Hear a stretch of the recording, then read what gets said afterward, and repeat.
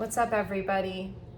In today's video, we're going to be talking about how Kratom wrecked my gut. And welcome to my kitchen. As you can see, it's a different setting than what we usually do in our videos. Because today I'm also going to be sharing with you my bone broth recipe, which is something that was integral to me healing my gut after Kratom addiction. So I'm going to start off by telling a little bit about my experience, and then we'll get into the recipe later on. So, okay, Kratom destroyed my gut.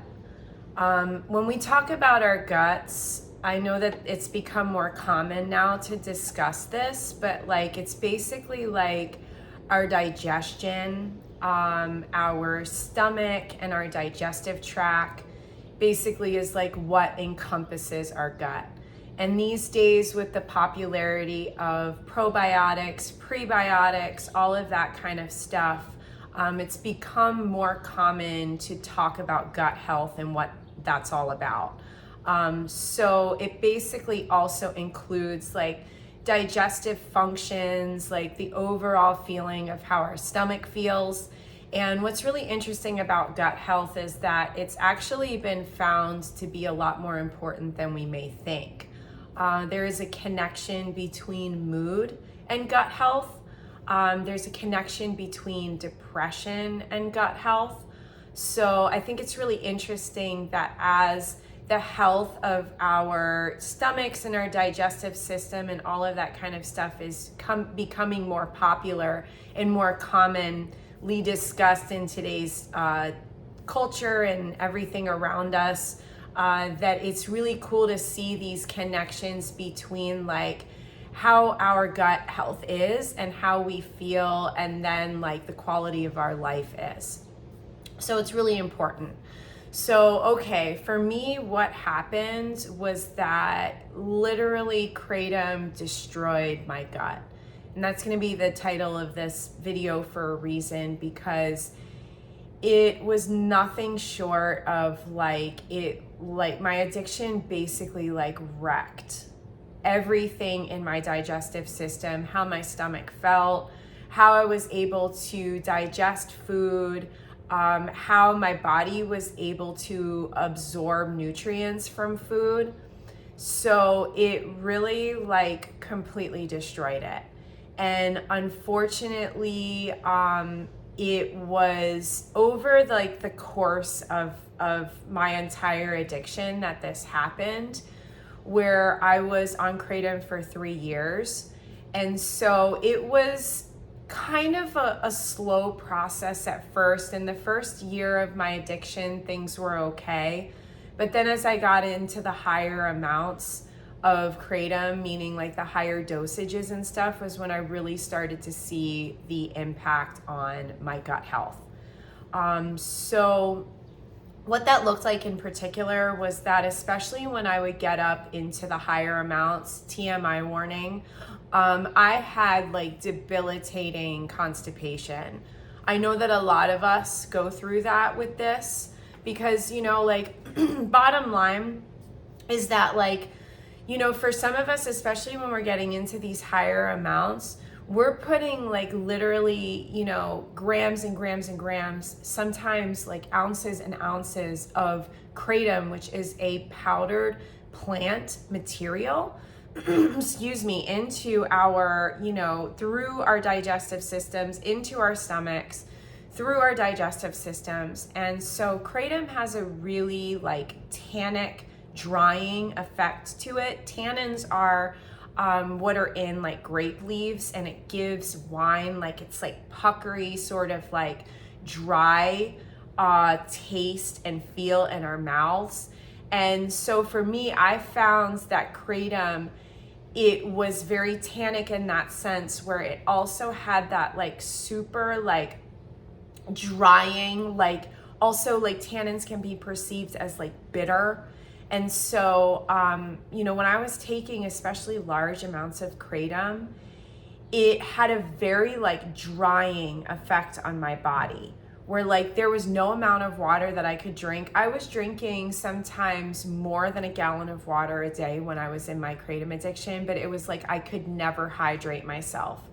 And thus, in turn, as it was being processed through my digestive system, it was like drying out my digestive system. So like I was having like serious constipation to the point of like where it got scary, and I considered going into the emergency room at different times.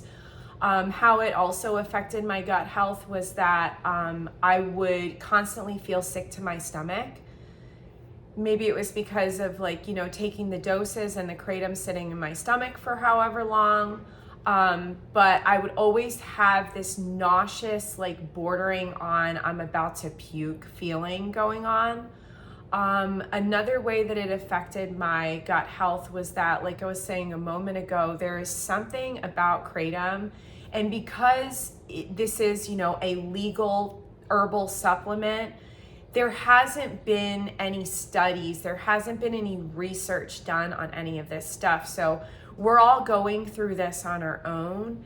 And, you know, there isn't any like resources that we can refer to that says like, okay, you know, this is exactly what is happening to our stomachs, our gut health, our digestive systems. There's no information out there that we can refer to as we are, you know, considering taking kratom or we're in active kratom use. But for me, and I don't know if this is something that happens to other people, but what happened for me was that I was not able to absorb the nutrients out of my food. Whatever I would eat, it like there was just like I wasn't able to receive nourishment from what I was eating. One of the other really important things that I want to mention that I know a lot of you guys go through as well is that I wasn't eating a lot too. So on top of not being able to absorb the nutrients out of the food that I was eating, I wasn't able to eat a lot. And part of that at first was by choice, because I know that a lot of you guys may relate that, like, you know, you wake up in the morning, the first thing that's on your mind is taking that dose of kratom. So things like eating breakfast fall to the wayside. And what happened for me was that, like, I would take the dose of kratom in the morning. I was also an active coffee drinker when I was in my kratom addiction. And so I would have a cup of coffee, I would smoke some weed. I was also an active weed addiction during, you know, my kratom addiction as well. So eating was being like pushed further and further into the day most of the time. And in the worst parts of my addiction, I was basically like surviving off of yogurt, and I would just shovel it into my mouth, and like a lot of times not even like go through the chewing motions. I would just like swallow it and gulp it down to get something in me. So I know that this is a factor for a lot of you guys too, where, you know, eating just becomes like an afterthought. So all of these things combined were what destroyed my gut health.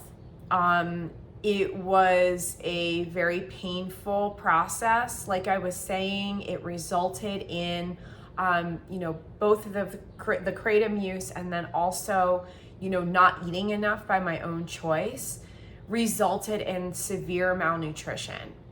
And what happened too is that because I was not eating a lot for so long, my body was not used to, like, you know, being able to even stomach food and digest it. So those things compiled the addiction, and then also, you know, not being able to eat enough, losing all of that weight.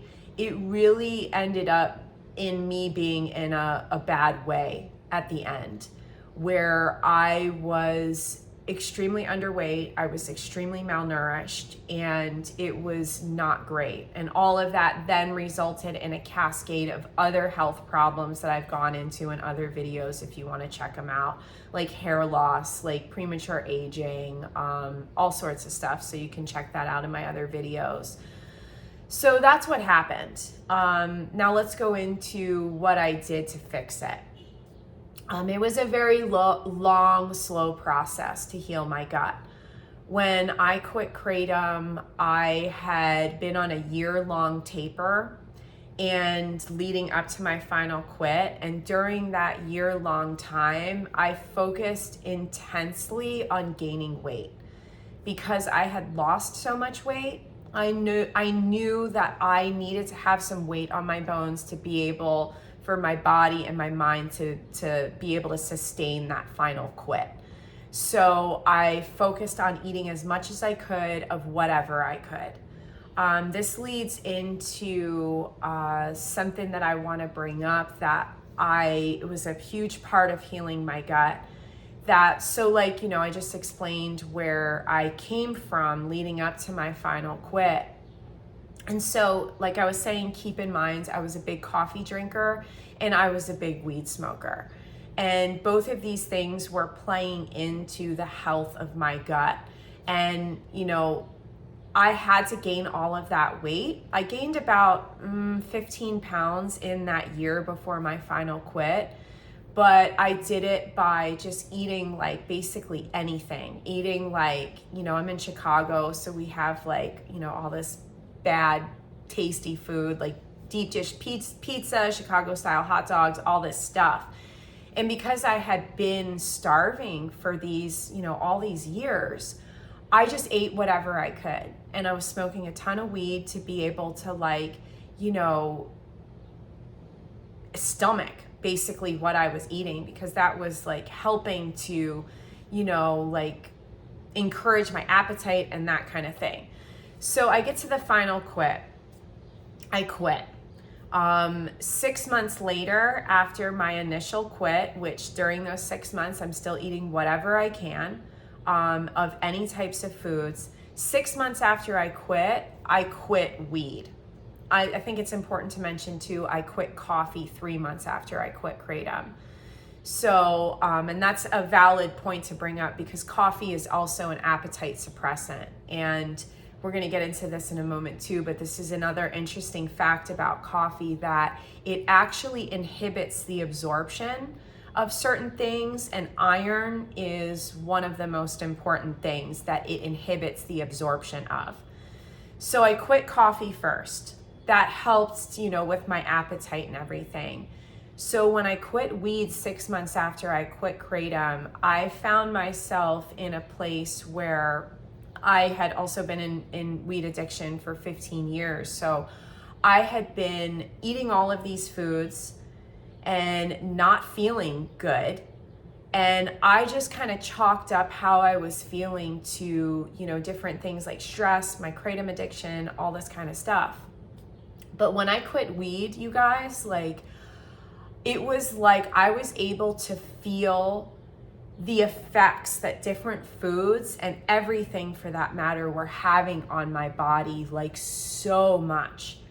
And I knew that something wasn't right. I knew that when I would eat certain foods, I would not feel okay.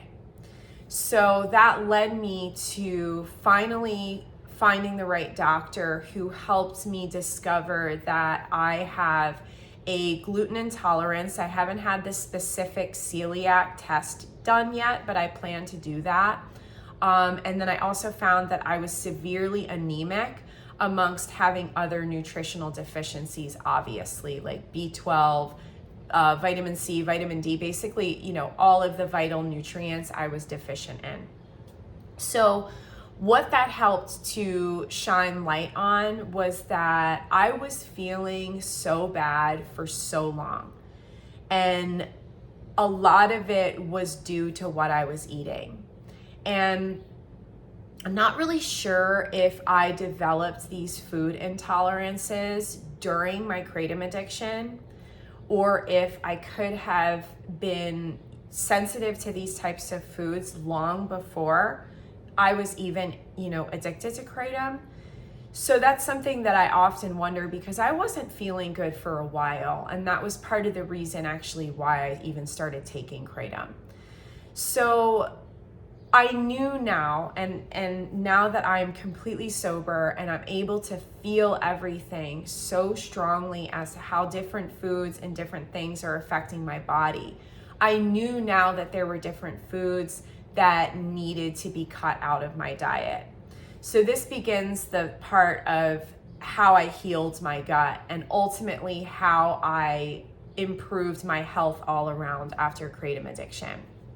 So the first biggest factor for me obviously was gaining the weight.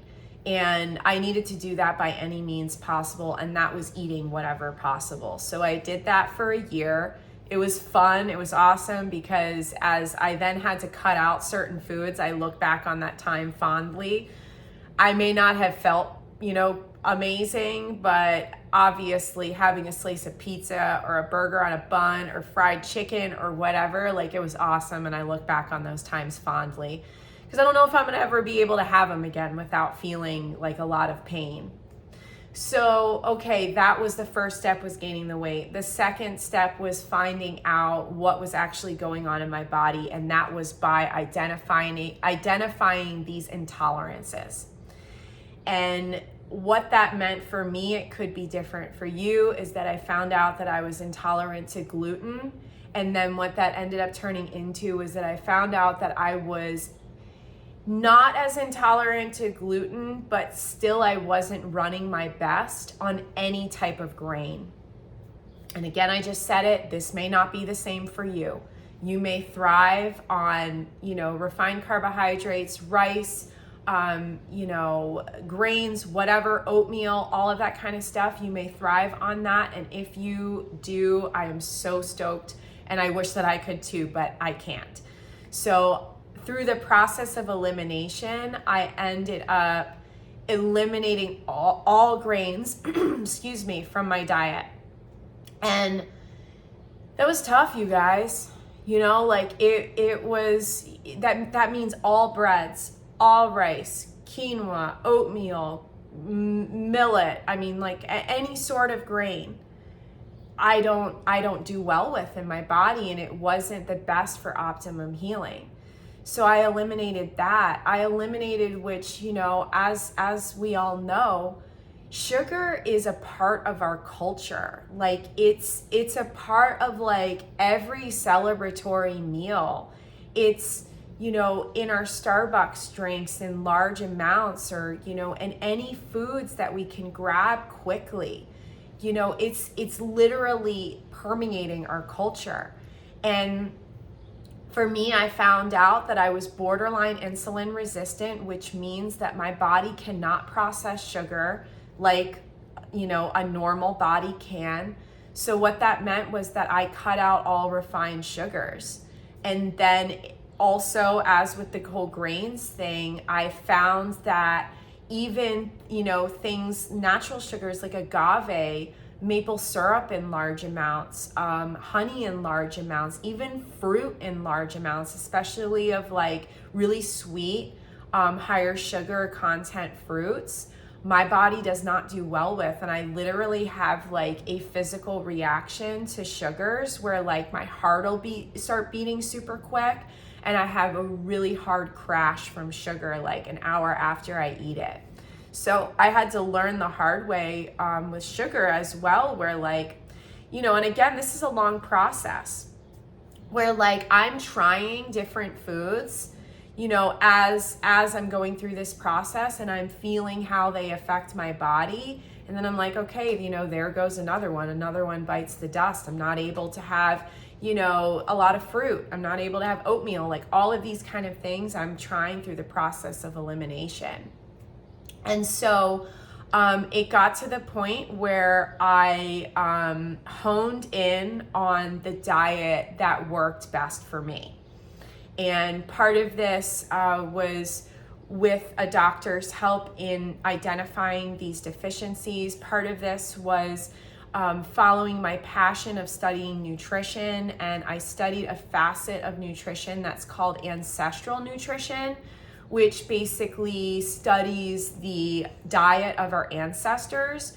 And one of the most common places, one of the most common people, and because he's not alive anymore, but there is basically a way of eating and an eating philosophy called the Weston Price diet. And there's a Weston Price foundation too, if you go to westonprice.org, that's basically like where you can get a lot of information about ancestral nutrition and traditional diets. And to me, it was so fascinating. I loved it so much because in our modern culture, we have all of this refined food. We have all of these refined vegetable oils, like all this stuff in the ways that we eat now. And ancestral nutrition and studying traditional diets of our ancestors gives us a look into how we were eating before the introduction of modern processed foods began. And it's so cool because it's basically like, bottom line, it's basically like whole foods. And so that was what ended up, making up my diet at the end. And so I studied the nutritional aspect of those foods. So going on into deficiencies next, I was extremely iron deficient, and I was deficient in all of these other nutrients. And these kind of things are going to play into our gut health as well.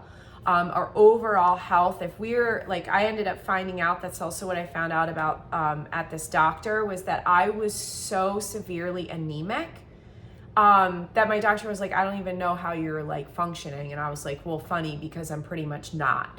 And I had no energy. I thought that my skin was just completely washed out and pale from the kratom. And I thought that my hair was all falling out from the kratom. In part it was, but a lot of it was being so severely anemic. So I ended up finding that out as well. And so I started supplementing with vitamin D3, vitamin C, magnesium.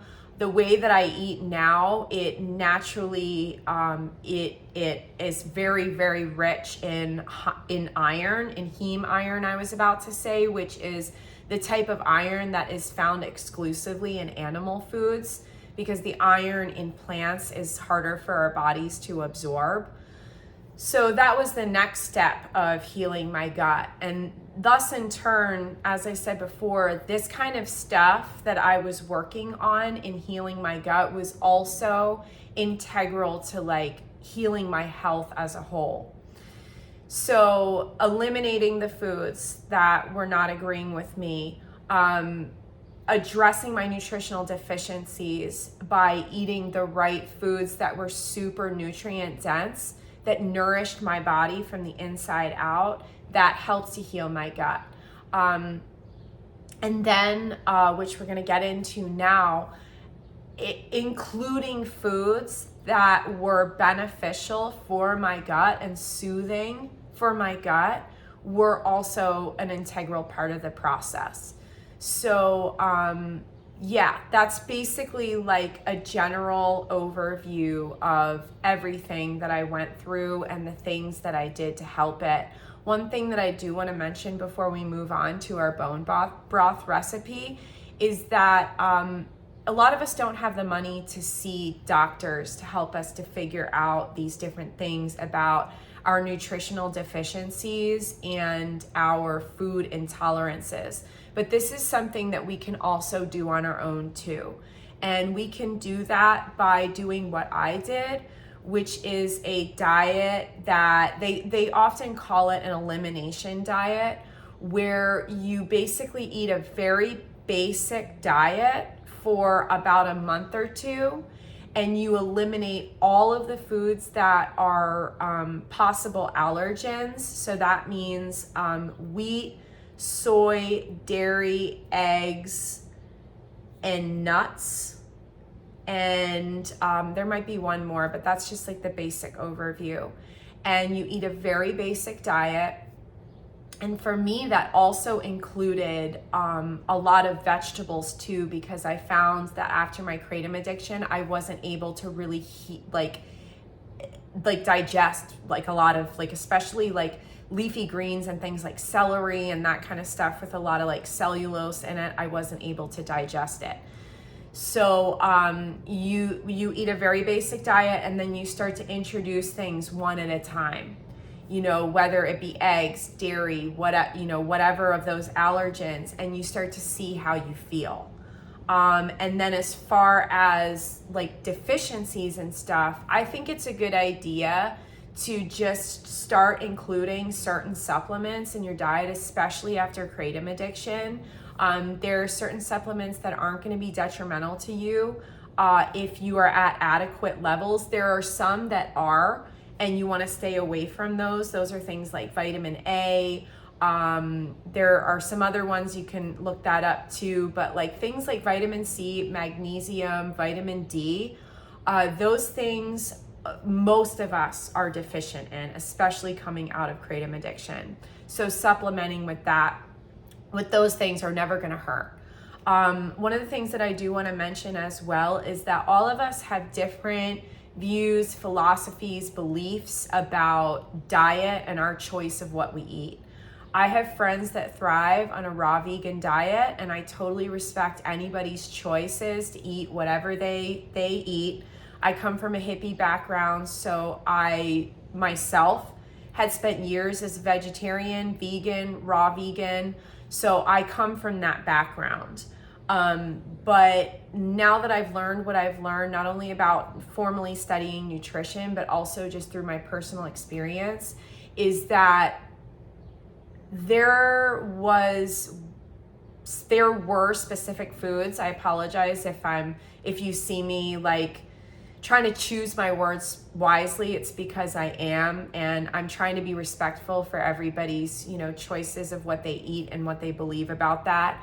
But for me, I found that I was not able to fully heal and rebuild my body without including foods from animal sources. So that means meat, that meant eggs when I was able to eat them, that meant seafood, because what I've learned is that those are the most nutritionally dense food sources on this planet. And what those food sources have as well is bioavailable nutrients, which means that it has nutrients in it that our bodies are able to absorb easily.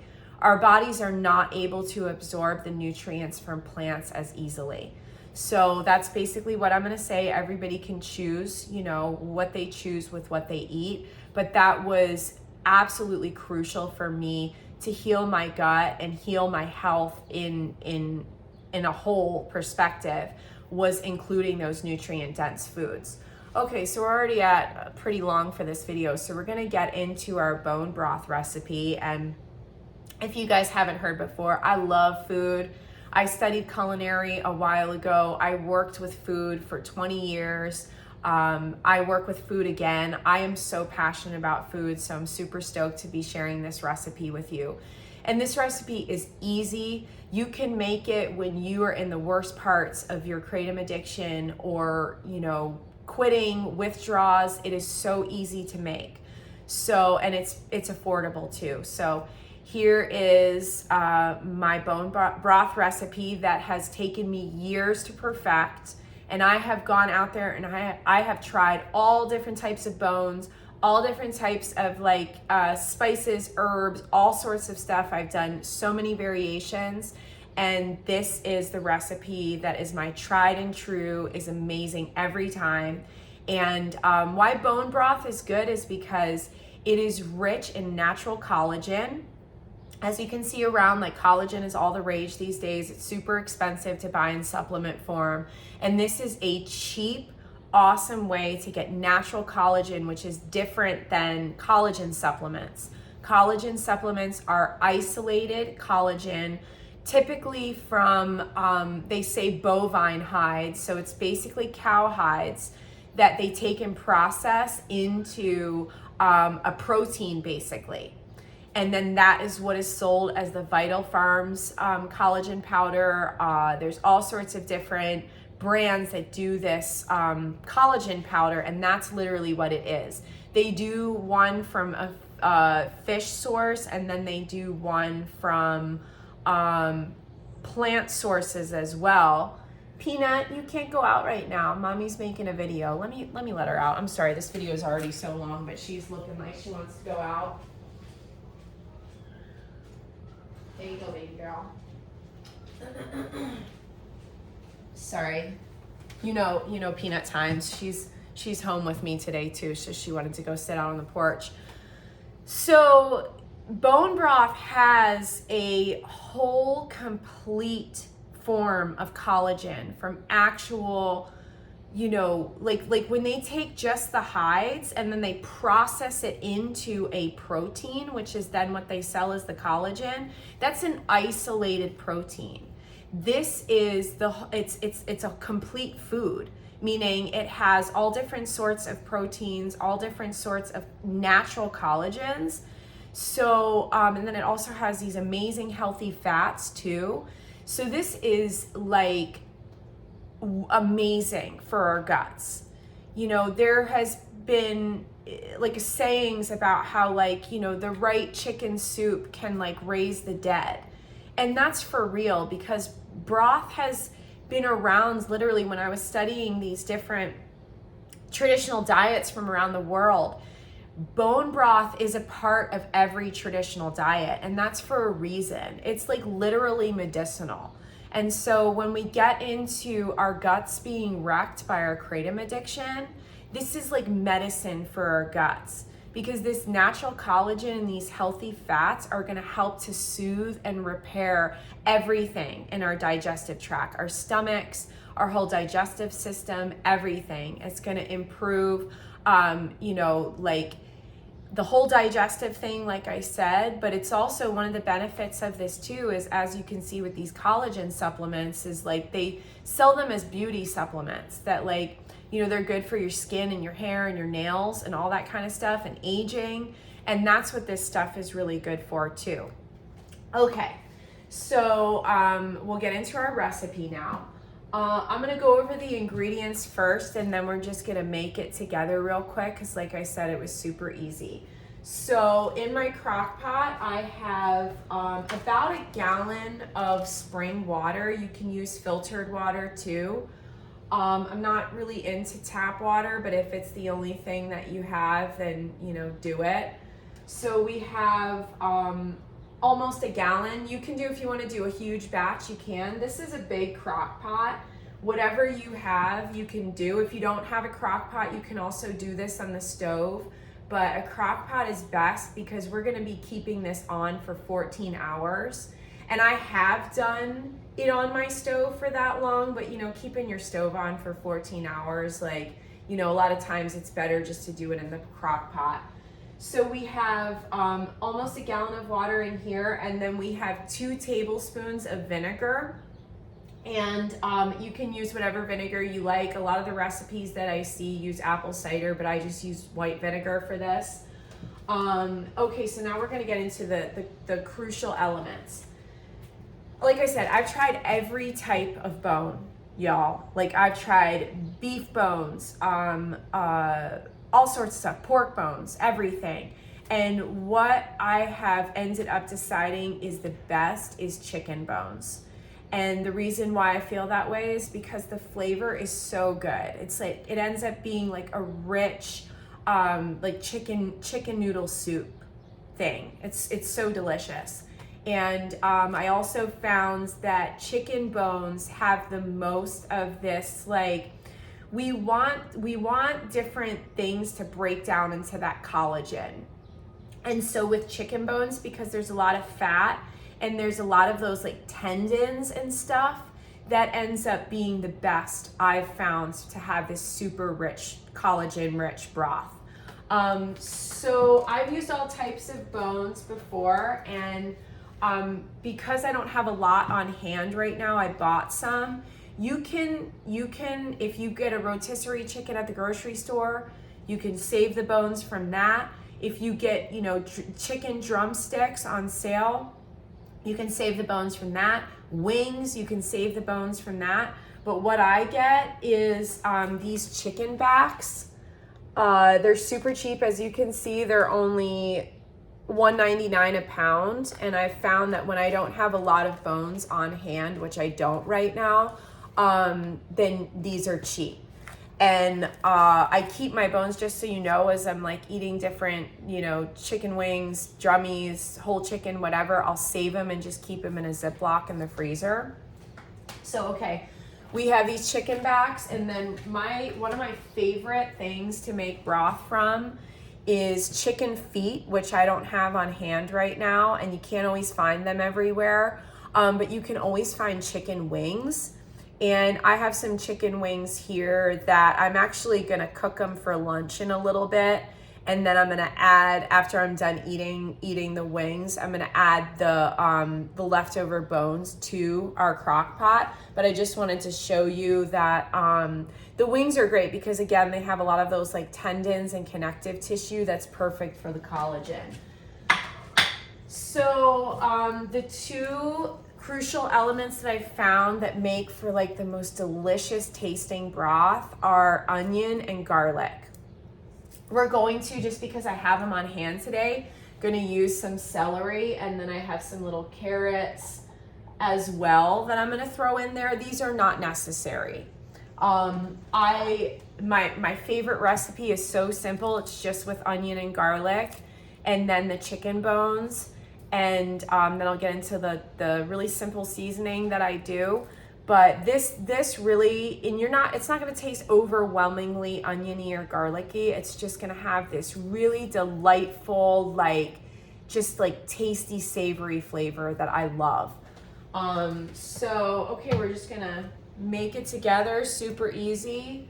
I'm gonna put in my bones. So I wanna mention too that the vinegar that is in this water here that I told you about, this couple tablespoons of vinegar, this is for helping to extract the nutrients out of the bones. And it also helps with the breaking down of those connective tissues and stuff. So that's what that's in there for. And in the recipes that I've seen, it talks about soaking your bones in this vinegar water for an hour or so before you start the broth. But I've found, just because it does take a while for the broth to actually warm up and get to temp to cook in the crock pot, that's sufficient for, letting them sit in the vinegar water. Okay. So we put in our bones. Like I said, I'm gonna add the other chicken wing bones. I'm just washing my hands off after touching the chicken. We're gonna add the other chicken wing bones after I'm done eating them after lunch. So, okay, cool. Then it's super simple. You can put these in here whole. Like when you make broths, it doesn't really matter. You can also, just so you know, if you ever have scraps from your veggies, you can also use those in your broth. But I like to cut my onion in half. You don't have to, but I do. I just throw my little, I do a whole head of garlic, just so you know, into the crock. And then, I don't even need to do that, but I'm just throwing my celery in there, my little carrots. And then lastly, I'm gonna just do a little sprinkle, probably maybe like a tablespoon and a half of some salt. This is my favorite salt. I love it so much. And so yeah, you can read about this, Redmond's real salt. This stuff is amazing. So I like to do this in traditional stock and broth recipes. Broth and stocks are the same thing, just so you know. But in traditional recipes, they don't add any salt to it. Because, and we'll get into this as the final part of this video, like what you can make with this broth.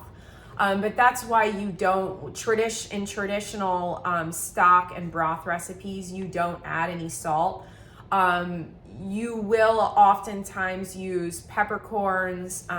Thyme is often used when making stocks and broths, but they don't add the salt because the broth and the stock is what is going to be used to make other things like soups, sauces, that kind of thing.